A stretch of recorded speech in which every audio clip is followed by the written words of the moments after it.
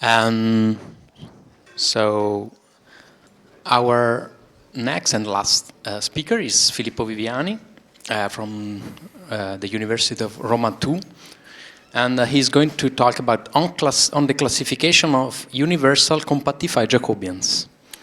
Yeah, thank you very much. Thank you for the invitation. It's always a pleasure to come back to Rio.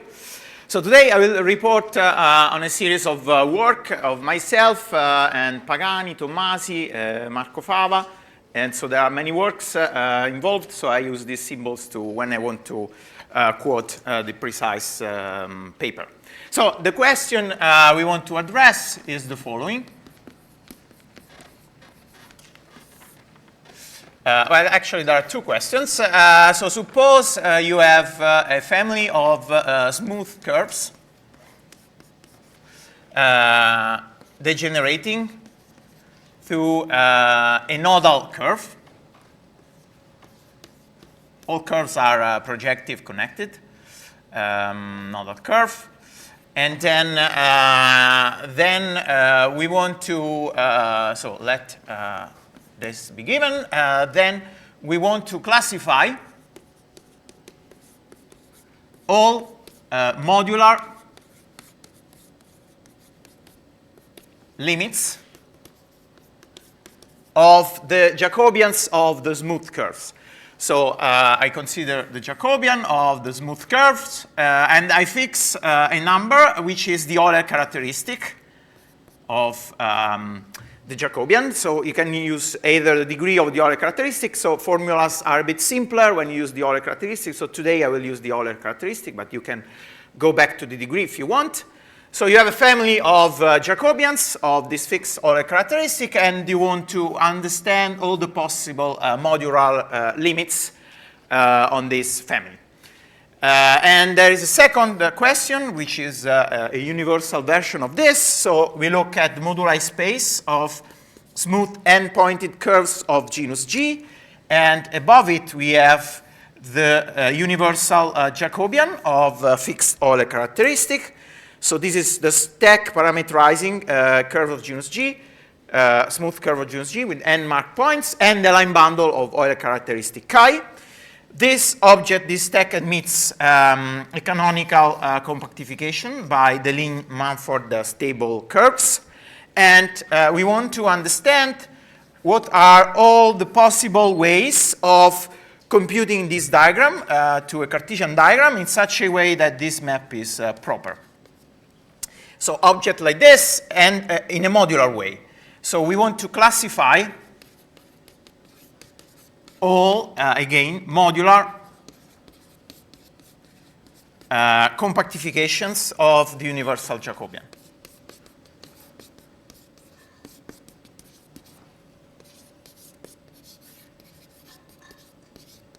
So this problem is quite old. It has been considered by several authors.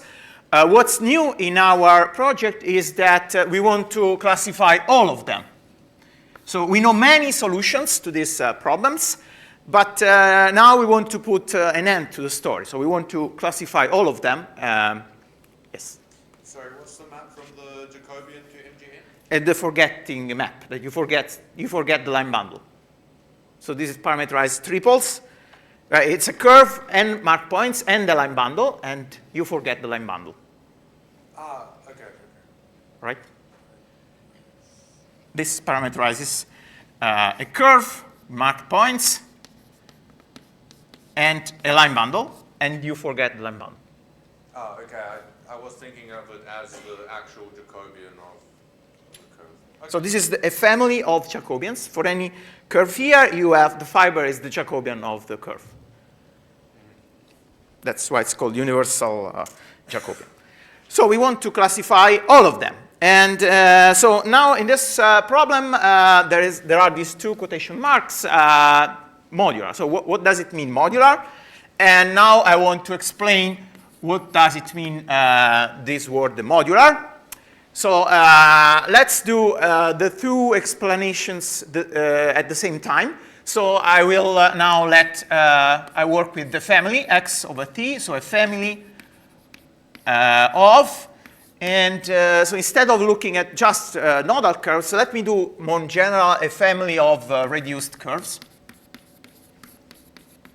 So a projective family of reduced connected curves. And then I say that, so examples are either X over an algebraically closed field, and then I am in setting 1 if X is nodal, or you can consider the universal family over MGN bar. This is a family of curves, reduced curves, nodal curves over here. So T here can be also a stack, as in this case. And then a compactified Jacobian.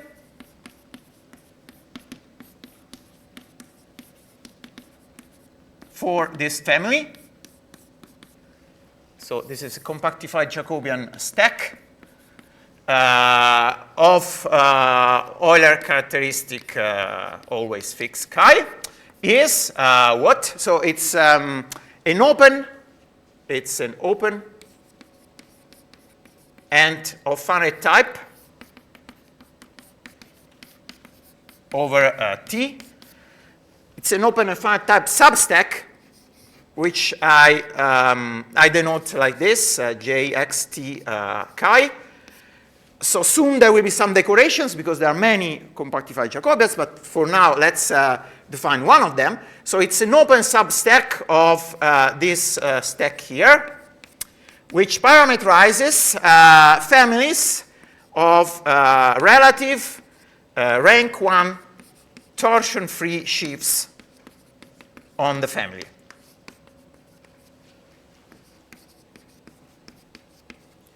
On xt of Euler characteristic chi.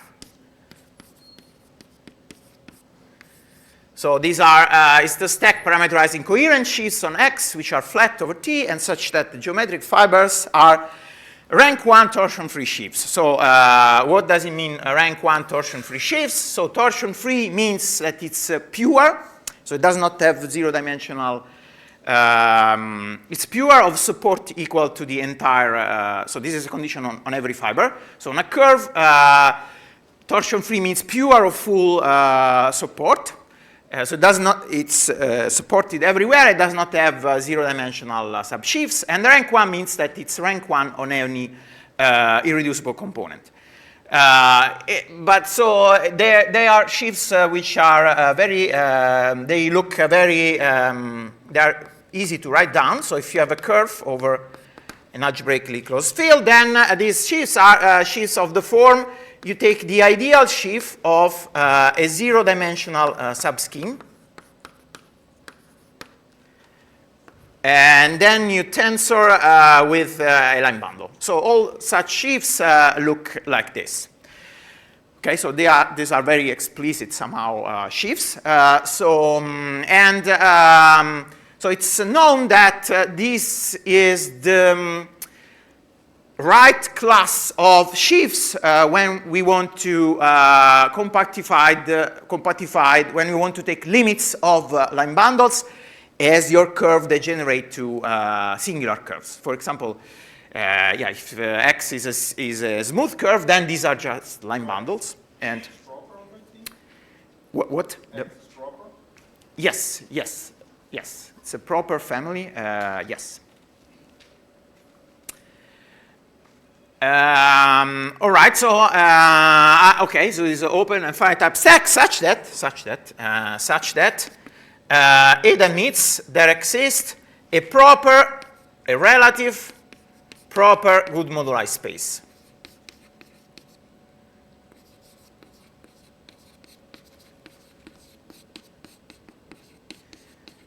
So this is a stack. Maybe it's not proper, but I want that it admits a relative over T. So this is a stack over T. I want that it admits a relative good moduli space, which I will denote with straight G. This is like a math call G, calligraphic J, and this is a straight J. So this must be proper, and this is an algebraic space over T, and this is a good moduli space, GMS, good moduli space morphism. So, which means that it's the best approximation of a stack by an algebraic space, relative over T. And so this is called compactified Jacobian space. So compactified Jacobians always come in pairs. There is a stack, and there is the good moduli space. Okay, so some comments. So this, okay, so this problem is completely trivial if you have a family of irreducible reduced curves, so integral curves. Then in this case, this stack is proper over T, and maybe I should also say that I have rigidified this stack. To be precise, I want to look at the GM rigidification. Because GM sits in the automorphism group of every such sheaf, so I want to get rid of this trivial GM by scalar automorphisms. So if we have a family of integral curves, this is already proper over T, and then any such open substack with this property, it coincides with everything. So the problem, so there is only one compactified Jacobian stack for a family of integral curves, but the problem becomes interesting if you have a family of non-irreducible curves. Then this stack here is not of finite type over T. So if x over T is not a family, if is not integral, say, meaning it's not a family of integral curves. Then this stack is only local of finite type over T, but it's not of finite type. So it's a huge stack, and we want to find something smaller of finite type, something open, which moreover admits such a proper good moduli space. Yes? Do you ask the shifts to be simple? Or? No. This is the next definition. So there is a particular case which I call fine compactified Jacobians, if the stack coincides with good moduli space. So there is a case where this is the identity. So let's say this is equal to its good moduli space. So the stack coincides with the space. And this happens if and only if the compactified Jacobian lies in the simple locus. So this is the simple locus. So parameterizes sheaves that are fiber-wise simple, so such that the automorphism group is just equal to GM, and then this is exactly the algebraic locus of this stack. And so once you are inside here, then this is an algebraic space, so it coincides with its good moduli space. Okay, and otherwise this is called non-fine. Okay, so yes. Okay, now let's look at a crucial example that motivates the things that will come, the definition that will come later. So as I said, the case of integral curves is completely trivial. So the first interesting case is the case where you have two irreducible components. So this is the example. So let's take the simple curve with two irreducible components, which is a curve that looks like this. So two smooth curves intersecting in nodes. These are called vine curves, because this picture resembles a vine plant. Okay, and let's say that T is the number of nodes. So in this case, we have a complete classification of all compactified Jacobians. So, so all compactified Jacobians of X of characteristic fixed, they are classified, and they are classified by a pair of natural numbers. Let me call S Gothic S1 and Gothic S2. That corresponds to two irreducible components. So these are integral numbers such that the sum of these two integral numbers, it can be either chi or chi plus 1. And so there is a bijection between this, and how is the bijection constructed? So to any such pair, S1 and S2, you associate the following compactified Jacobian. So it depends on this S1 and S2. So you look at the space of all torsion-free sheaves of Euler characteristic chi, such that the Euler characteristic of I on Ci is greater or equal than Si. And so by this, so this guy here is defined to be the following object. So you take this sheaf, you restrict to Ci, then it might acquire some torsion. If the sheaf was not a line bundle at some of the nodes, then you quotient by the torsion. Then you get rank 1 torsion-free sheaves supported on Ci, which in this case is a line bundle. And so this is the notation for this restriction quotient by torsion. The standard notation is this. Okay, so so we are using these two numbers to prescribe lower bounds on the Euler characteristic of I on the two components. And so why only lower bounds? Well, actually, this condition, these lower bounds, so we have prescribed two lower bounds, but a lower bound on one component becomes an upper bound on the other component, because there is a relation between the Euler characteristic of the total sheaf, which is chi, and the Euler characteristic of these two restrictions, and also S1, S2 satisfies this. So in this case, this condition is equivalent to saying that the Euler characteristic of this sheaf here is greater or equal than this number, and then it's less than or equal. And now I don't have space, so I have to erase. Sorry, I also forgot to say that these two cases correspond to so if the sum is equal to chi plus 1, then I am in the fine, then I'm defining a fine compactified Jacobian. And if the sum is chi, then I am defining a non-fine compactified Jacobian. Okay, and so the upper bound that one gets from the complementary subcurve is that it's a bit different according to the two cases. So it is Si, do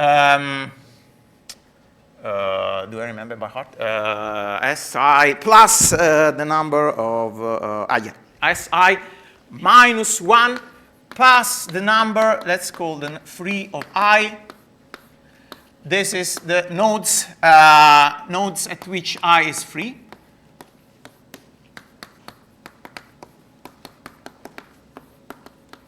So this is in the fine case. And in the non-fine case, there is not this minus 1.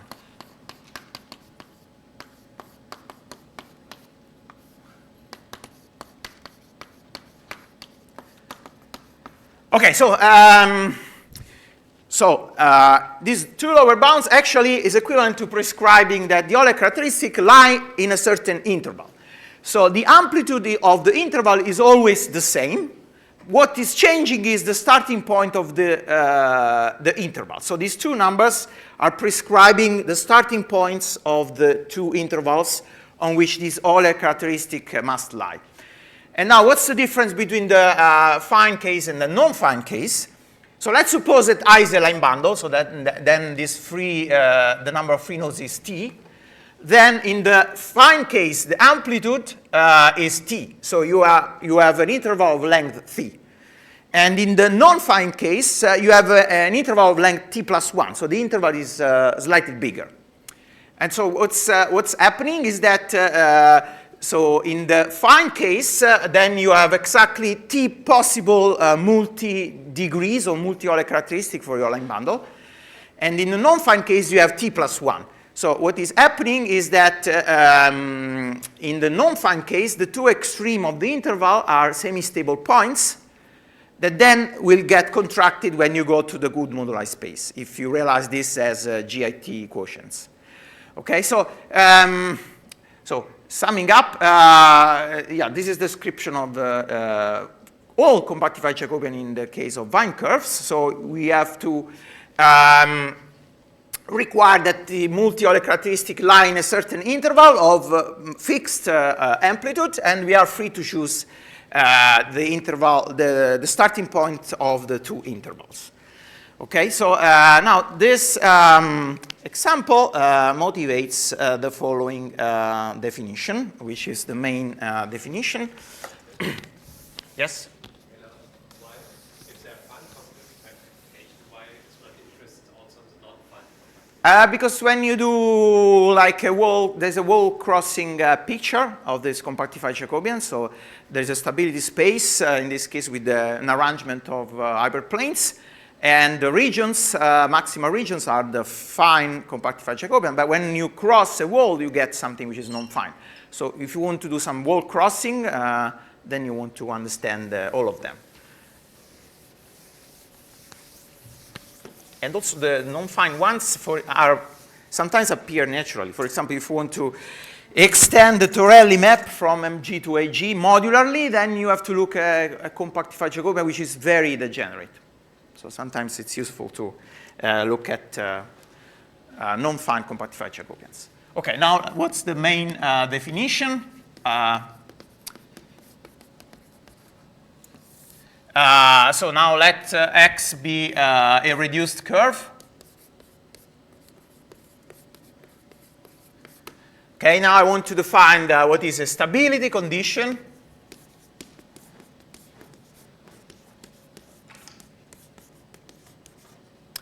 That we call of Vine type because it's motivated by this example on X of characteristic chi. So this is yes, a function that's called Gothic S that goes from this set that I call biconnected subcurves. So these are subcurves such that both y and the complementary subcurve, y complementary, which is simply the closure of x minus y, these are both connected. So it's a map from biconnected subcurves to z. So you have to give an integral number to any such subcurves. So only this kind of subcurves are interesting in this definition. And such that two conditions must be satisfied. The first one is the analogous of this. So if you look at Sy plus the complementary subcurve minus the Euler characteristic, this is either 0 or 1. Like here. So in this example, S1 is S of C1, S2 is S of C2. And if it is so if it is 0, then y is called S degenerate. Okay, and then there is a second condition which has to do with triangles. So for any decomposition of your curve into union of three biconnected subcurves, so y, I are biconnected subcurves without pairwise common irreducible components, without pairwise common irreducible components.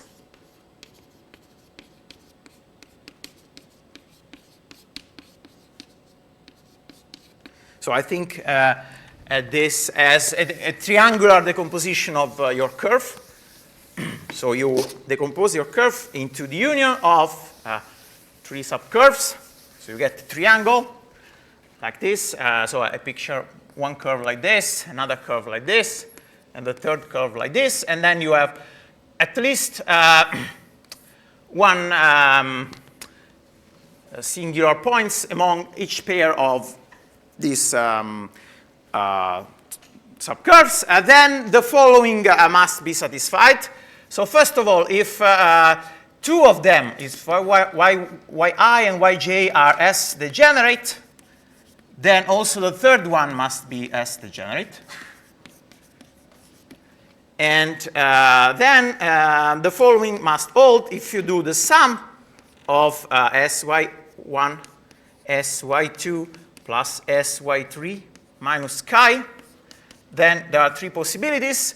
It's either 0 if all yi are S degenerate, then it is equal to 1 if only one yi is S degenerate. And then it can be equal to 1 or 2 if none of them, if none yi is S degenerate. And the third case is excluded by that. There can be only 2 of them that are S degenerate. Okay, so this is like a triangular condition, which is a bit strange, but it is what it is. Later we'll see an example where maybe you can understand why. Where does it come from? So I denote by this the set of all stability conditions on X of all a characteristic chi. Okay, now the theorem, so the first theorem is that, so theorem A,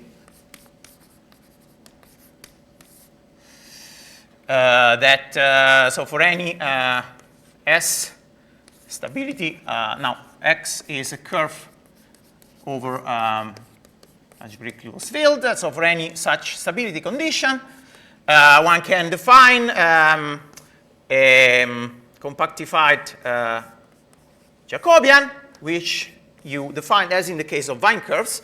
So you look at all sheaves of all a characteristic chi such that chi of I restricted in the previous sense to any y is greater or equal than sy for any y which is a biconnected subcurve.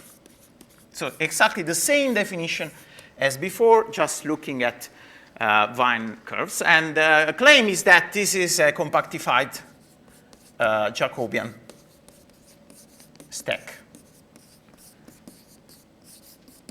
And it is fine if and only if S is general, which means that there are no degenerate subcurves. Degenerate S degenerate subcurve Y. Okay, so this is the first theorem. And there is a version of this theorem. So this stability gives rise to compactified Jacobians. There is a version of this theorem which is in the work we are now writing. And it works for families as well. For families. So what does it mean for families? What's stability for a family? You can define the space of stability for this family simply as the inverse limit of the stability on geometric fibers. So you give, so this T is a geometric point, say geometric point of T. You give a stability condition any geometric fiber, and then there is an inverse limit. So if you have a specialization of one geometric fiber into the other, there is a natural way of pulling back this stability, and you can consider this inverse limit.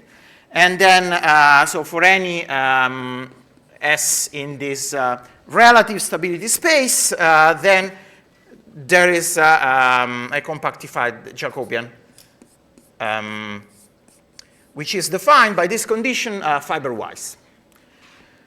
Oh, sorry, this was an X. Okay, so this is the first theorem. So this strange stability gives rise to, so when I do have to stop at 40? No. At 40, I have to stop, okay. Where does the usual stability in terms yes. of real multi-degrees? Yes, I'm now explaining the connection with the classical theory. So example.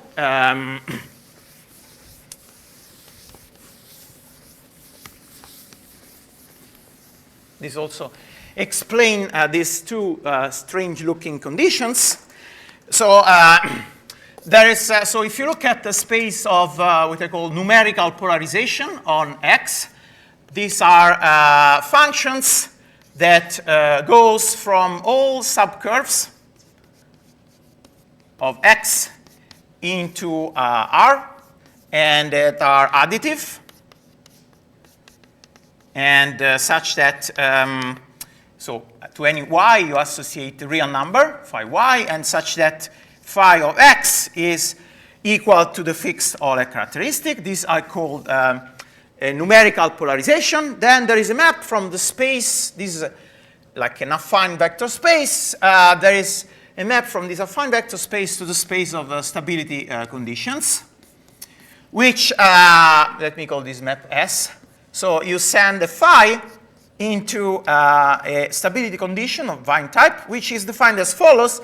So on a biconnected subcurve, you take the corresponding value of phi, and then you take the upper integral part. So phi is a real number, phi y is a real number. So this is a collection of real numbers, one for any irreducible component that sum to this integral number.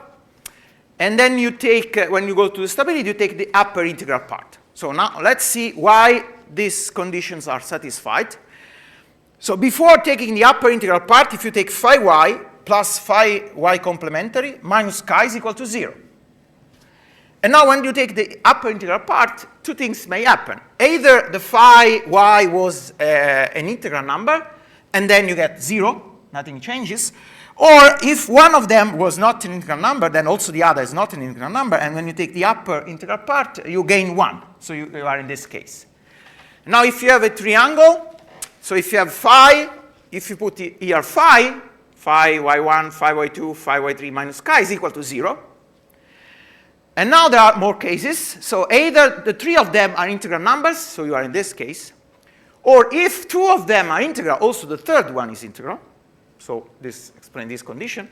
And then if only one of them is an integral number, then these two are not integral number, and then you gain 1 when you take the upper integral part. And if none of them are integral numbers, when you take the upper integral part, you are either in this case or in this case, and both can happen. Okay, so this is the idea of these conditions. Okay, so then I defined a compactified Jacobian associated to a polarization, well, as the compactified Jacobian associated to the associated stability. And compactified Jacobians of this form, I call them classical.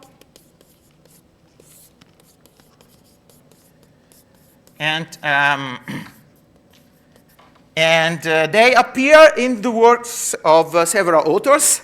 So let me mention the relevant ones. So there's work of Oda and Seshadi, which uses like toric geometry and graph theory to deal with the case of a nodal curve.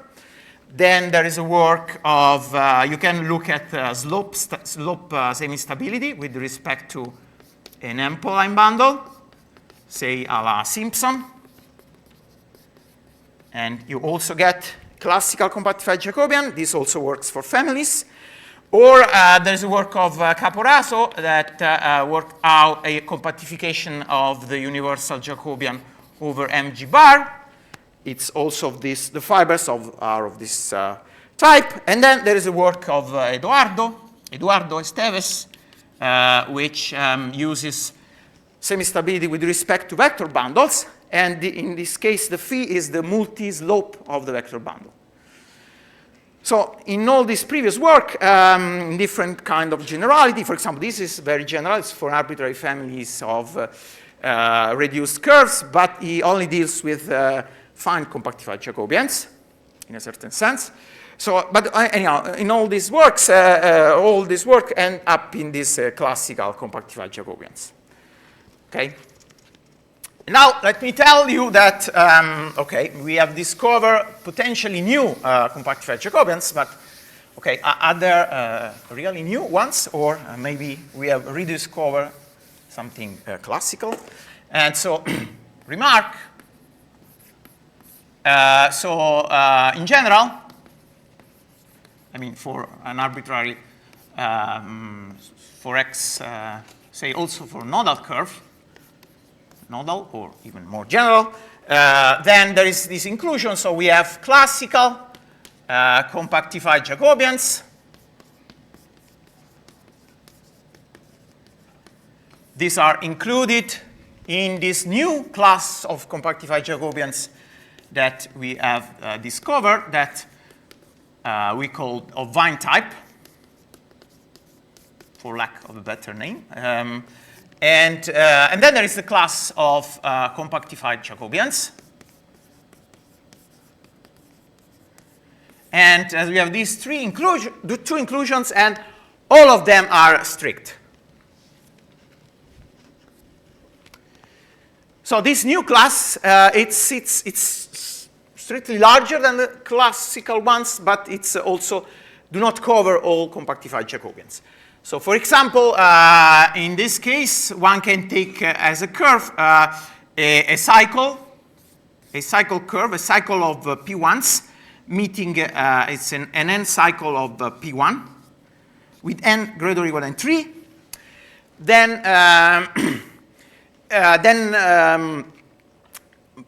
Pagani and Tomasi have described the old compactified Jacobians, and they have shown that all of them are again cycles, but they can be cycles, so all compactified Jacobians,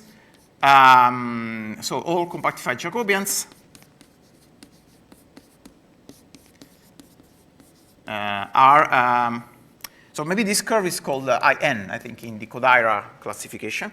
So all compactified Jacobians are of the form IN times k, for k greater or equal than 1. So you get cycles of length n, 2n, 3n, and all the k can actually appear. And only if k is equal to 1, then you get, k equal to 1, so the ones that belong to this class here, if and only if k is equal to 1. In other words, the compactified Jacobian is, this is the classification of the fine ones. So only the smallest one belong to this class here. Okay, and here you can construct explicitly nodal curves where with some stability condition in this sense that do not come from a numerical polarization. Like the smallest example is the following. So if you have, I think there are two smallest examples. One has genus 2. So one has genus 2, but it has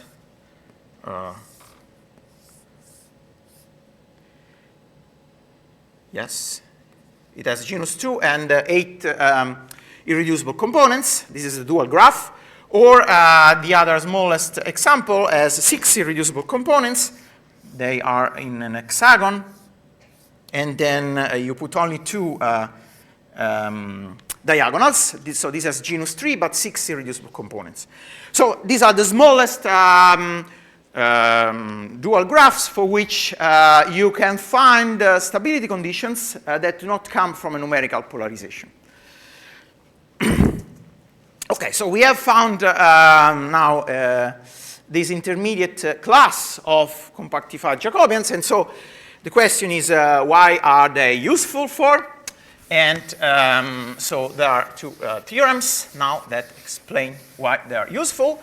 And so there's theorem B that says that compactified Jacobians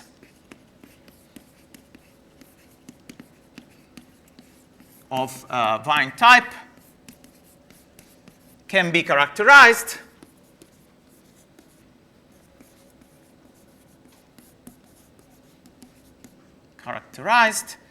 in 2 ways.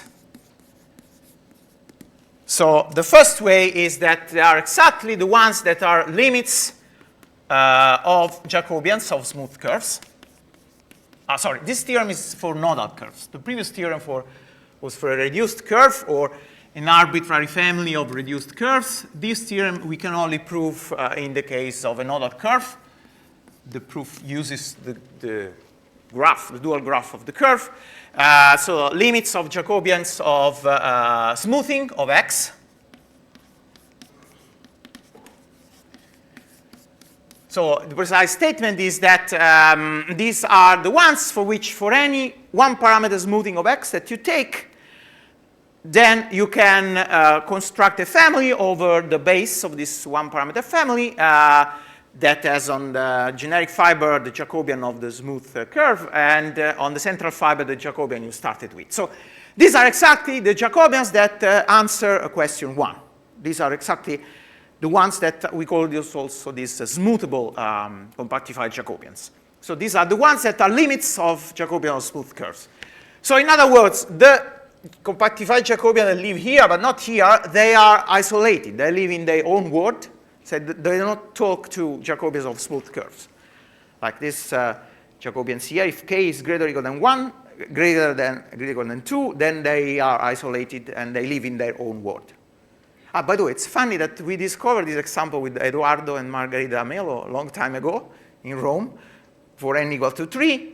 And then we were trying to prove that all compactified Jacobians were of classical type. And we discovered this example, and then we gave up to this problem and never published anything. And then it was rediscovered by Pagani and Tomasi.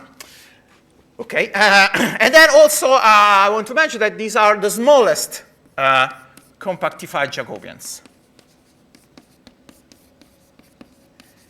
So in the sense that, okay, fixing the degeneracy curves, we can prove a lower bound on the number of reducible components of compactified Jacobian stacks, and compactified Jacobian of Wien type are exactly those that attain this limit, as in this example.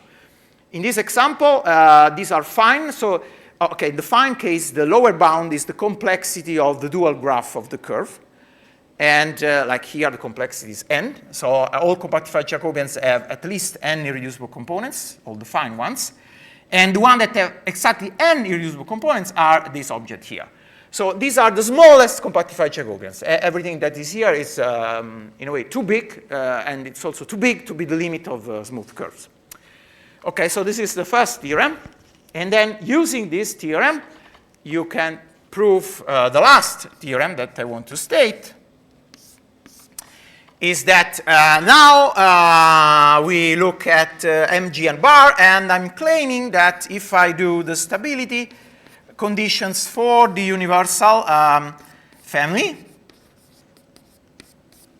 then I get a bijection with all compactified universal Jacobians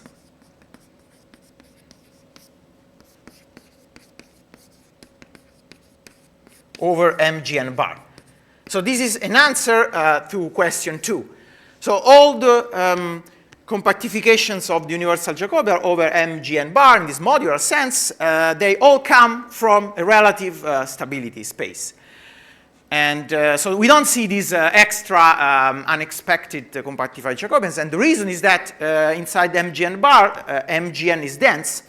So all the fibers of such a universal compactified Jacobians are Jacobians that are smoothable, because they are limit of Jacobians of a smooth curve. So we don't see in the fiber, we don't see like things that live here but not here. And then you can prove that this is actually true. And this space is nice, it's very easy to write down. It looks very complicated, it's scaring because you have to do this limit. But it's actually very easy. So you have to give the following recipe. That you have to look at half-Wien graphs. So whenever you have a Wien graph, which is simply a graph with two components, say genus A, T nodes, and genus G minus H minus T plus 1, and then there are marked points here, legs, that are parameterized by A and A complementary here. So whenever you have, you split these in two. So whenever you have an half-Wien graph, you have to give a natural number, say S, T, H, A. And these numbers, so this is an integral number, and this number satisfying the same conditions that I gave in definition 1 and 2, satisfying 1 and 2. Meaning that, for example, in this case, if you add this number with the complementary half-Wien curve, you should get either chi or chi plus 1. And if you have a triangle, now a triangular graph like this, then you get, you can look at this half-Wien curve, this half-Wien curve, and this half-Wien curve. So you get 3 half-Wien curves, and the numbers should add up according to with the same rules as I gave in the definition of stability for a singular curve. So this is it's now a poset which you can, for small values of g and n, you can explicitly write down. And yes, and in this way, for example, we discovered that, okay, also in this story, there are the classical compactified universal Jacobians, the ones that comes from relative numerical polarization. So also this space you can do relatively over a family. And we discover that except in, for genus 0, which is trivial, and n equal to 0, which is also very, very interesting, and a bunch of finite number of cases. So this space is bigger than the, so there are compactified universal Jacobians that are not classical. So except for very special value of g and n. Yes, so I think maybe my time is over, so I will stop here. Thanks.